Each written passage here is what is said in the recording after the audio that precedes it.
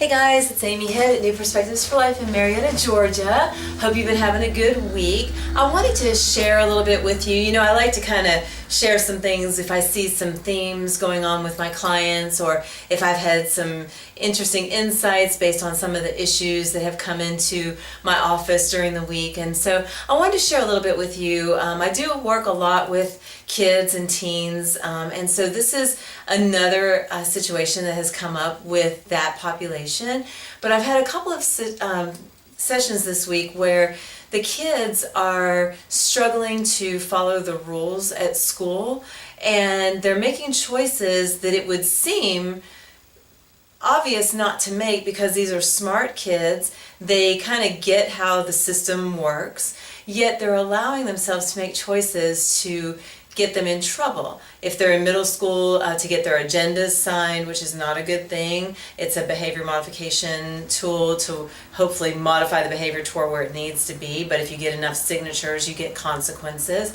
They've also been making some choices towards just getting in trouble with teachers in high school. And where it comes out to where now these kids have this reputation that is sort of following them. They're good kids, they're smart kids, but some of the choices that they've made with their behaviors have now led them to have bad reputations. So now it's kind of like they have this target on their back, and the teacher assumes the worst whenever they see something that might look like a misbehavior.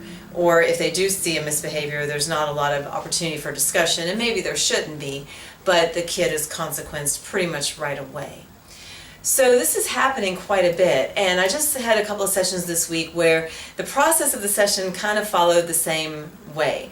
It started out coming in, talking about the issues at school, and then me asking a lot of questions of the parent and or the child, student, what's going on, and then trying to listen for, what is really going on behind the scenes. Why are these decisions being made when there are other options for decisions that are better options for the student, and the student is aware of this? Why are they not just doing what they need to do? Why are they talking out of turn? Why are they out of their seat? Why are they not doing their classwork? Why are they talking back to the teacher? Things like this. So the result of the couple of sessions that I'm thinking about that I had this week has kind of been the same thing.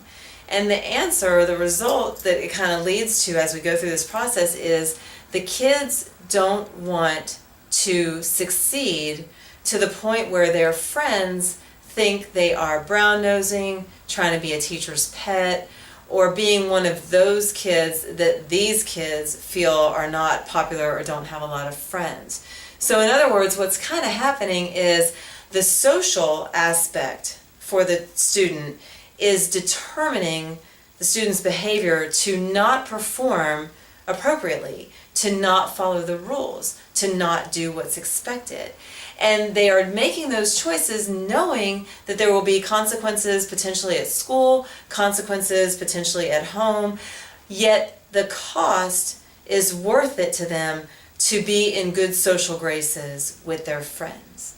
So I wanted to bring that up to you because if you have a student, a child, a teenager, middle schooler, even elementary schooler, who is sort of going through some of this and you cannot figure out why, and you know they don't want to be in trouble, you know they don't want to get their stuff taken away at home, but they're still making these choices, it's possible that there might be this social element that is driving their negative behaviors.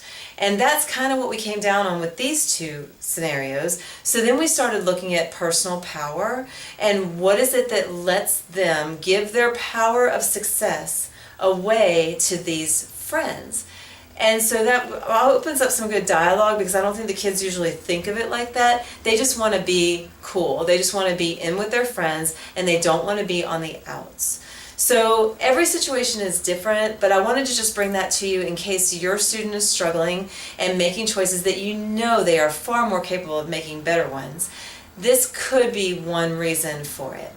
Leave your comments below if you disagree, if you're a teacher and you see this, if you're a parent and you're experiencing this, if you're a student and you experience this, or you see this with people that you know. I would love to hear your feedback. Have a great rest of the day and we'll see you next time. Thanks.